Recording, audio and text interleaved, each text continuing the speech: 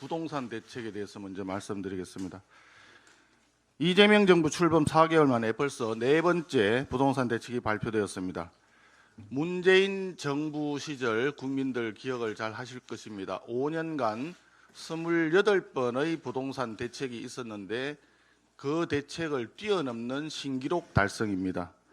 노무현 정부, 문재인 정부 그리고 이재명 정부로 이어지는 좌파 정권 20년 부동산 정책 실패의 재탕이자 악순환의 재개봉이다라고 규정할 수 있을 것 같습니다.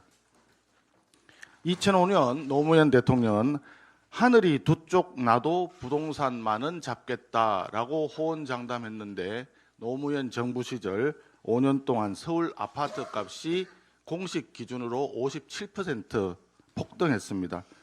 문재인 대통령은 보다 강력한 부동산 대책을 끊임없이 내놓겠다라고 호언장담했습니다. 그러나 그 결과는 집값 폭등과 청년 세대의 참담한 좌절뿐이었습니다. 그런데 이재명 정권은 어제 서울 전 지역과 경기도 일원을 조정 대상 지역, 투기 과열 지구로 묶는 부동산 규제 대책을 발표했습니다. 특히 청년 1인 가구의 주요 거주 수단인 오피스텔의 LTV를 70%에서 40%로 하향함으로써 결국 청년 서민층만 희생양을 만드는 부동산 대책이었습니다. 시장을 이기겠다는 반시장적 수요 억제 대책은 일시적인 통증 완화를 위한 마취제나 환각제로서의 효과는 있을지 모르지만 결과적으로 잡겠다는 집값은 잡지 못하고 서민층과 청년층의 집을 가지겠다는 꿈만 부숴버리는 결과를 초래할 것입니다. 부동산 정책은 실거주 목적 1주택 실수요자가 그 정책의 중심이 되어야 합니다. 애석하게도 좌파 정권에서는 이 점을 잘 이해하지 못하는 것 같습니다. 그러한 몰 이해 때문에 결혼과 출산을 준비하는 평범한 청년 부부, 내 집 한 채의 꿈을 꾸는 서민들의 삶을 짓밟고 있습니다. 통계가 삶을 짓밟고 있습니다. 통계가 이를 증명하고 있습니다. 도시 근로자 중에서 5년 내지 10년 정도 근속한 근로자의 월 평균 소득은 현재 422만 원이라 합니다. 현재 서울의 평균 아파트 가격이 무려 14억 3천만 원입니다. 무주택 근로자가 LTV 40%로 최대 5억 7천만 원을 대출받는다 하더라도 8억 5,800만 원은 스스로 마련해야 합니다. 취등록세 등 부대 비용을 포함하면 최소 9억 원의 현금이 있어야만이 서울의 아파트 한 채를 살 수 있다는 뜻입니다. 월 422만 원 소득자가 한 푼도 쓰지 않고 9억 원을 모으는 데는 17년이 소요됩니다. 이재명 정권은 집이 없는 평범한 서울 시민에게 이렇게 요구하는 듯합니다.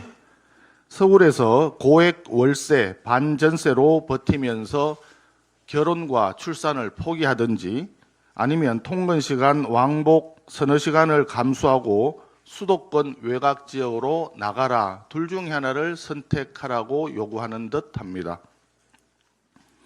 결과적으로 이재명 대통령은 서울의 무주택 서민들에게 서울 추방 명령을 내린 것이나 진배 없을 듯합니다. 이재명 정부에게 요청합니다. 실효성 있는 공급 확대 대책을 시급히 마련해 주십시오. 서울 도심지의 종상향 정책이 필수적으로 반영되어야 할 것입니다.